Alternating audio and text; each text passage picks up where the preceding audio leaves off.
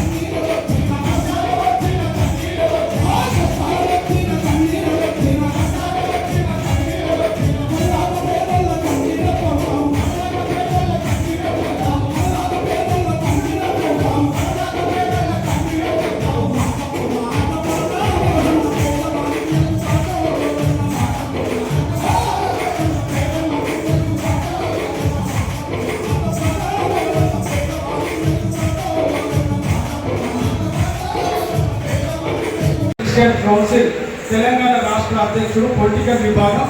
నేను గతంలో ward member నుంచి ఎంపీ స్థాయి వరకు కూడా పోటీ చేసినటువంటి వ్యక్తి. కాబట్టి మన క్రైస్తవులు కూడా రాజకీయంగా ఎదగాలి, మన హక్కుల కోసం మనం కాపాడుకోవాలి. మన మీద దాడి చేసినటువంటి మతోన్మాదుల గురించి మాట్లాడే మన తరపున ఒక నాయకుడు కూడా లేడు. కాబట్టి మన రానున్న రోజుల్లో కూడా వార్డు మెంబర్ కానుంచి ఎంపీ వరకు కూడా మన క్రైస్తవులు పోటీ చేసే దిశగా పోవాలని చెప్పి సందర్భం తెలియజేస్తున్నారు.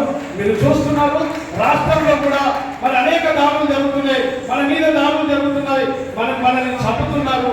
మనం చేసింది తప్పేందయ్యా? మన దేవుడిని మనం ప్రకటించుకోవడం తప్ప, మన సువార్త మనం చేసుకోవడం తప్ప.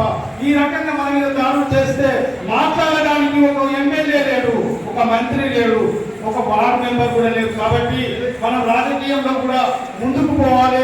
మా అన్నగారి ఆధ్వర్యంలో మరి ఎన్సీసీ ఆధ్వర్యంలో పొలిటికల్ విభాగం కూడా ఒక నెక్స్ట్ రాబోయే దినంలో కూడా ఒక రాజకీయ విభాగం కూడా మీటింగ్ జరగబోతున్నది. అందులో కూడా మీరు అందరూ కూడా పాల్గొనాలి. మరి ముఖ్యంగా ఈరోజు తెలంగాణ క్రైస్తవుల కళాకారుల ఐక్య వేదికకి మరి విచ్చేసినటువంటి ప్రతి ఒక్కరికి, అలాగే మా సునీలన్న గారు, మా ఎన్సీసీ రాష్ట్ర అధ్యక్షుడు కూడా కళాకారుల వేదిక, అలాగే మా పక్క ఏరియా గారు, మా అన్నగారు సంజయ్ అన్న ఆనంద్ సంజయ్ గారి ఆధ్వర్యంలో ఎన్సీసీ కూడా తెలంగాణ రాష్ట్రంలో కాదు భారతదేశంలో కూడా ఏ క్రైస్తవుడికి, ఏ పాస్టర్కి, ఏ ఆపద వచ్చినా కానీ మా ఎన్సీసీ ఉంటుంది. అందులో ముఖ్యంగా మా తెలంగాణ రాష్ట్ర విభాగం పొలిటికల్ విభాగంలో ముందుంటుంది. మీకు ఏ ఆపద వచ్చినా కానీ మీరు ఉంటామని మీరు మర్చిపోవద్దు. మనం కాపాడుకునే దిశగా ఎన్సీసీ తెలంగాణ పొలిటికల్ విభాగం ముందుంటుందని చెప్పి సందర్భం తెలియజేస్తున్నాను.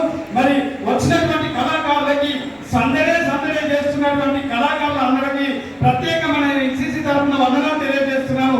అన్న, నేను వార్డు మెంబర్ నుంచి తెలంగాణ ఉద్యమంలో దళితుల ఎంఆర్పీఎస్ ఉద్యమంలో పాల్గొనేటువంటి వ్యక్తిని, అనేక దళితుల వాళ్ళు గంధీ అవార్డు ఉద్యమకాల అవార్డు తీసుకున్న వ్యక్తిని, రాజకీయంలో పాటు 40 సంవత్సరాలు తిరుగుతున్నా. కాబట్టి నేను ఎక్కడ చూసినా రాజకీయ వేదికలే చూశాము, రాజకీయ కళాకారులనే చూశాను. కానీ దేవుడి కోసం, మన సృష్టికర్త అయిన యేసయ్య కోసం ఇంతమంది కళాకారులు ఉన్నారని చెప్పేసి ఈ సందర్భంగా గొప్ప విషయం. ఇది కేవలం ఇక్కడే కాదు, హైదరాబాద్ నడిపోతున్న పెద్ద ఎత్తున జరగాలి.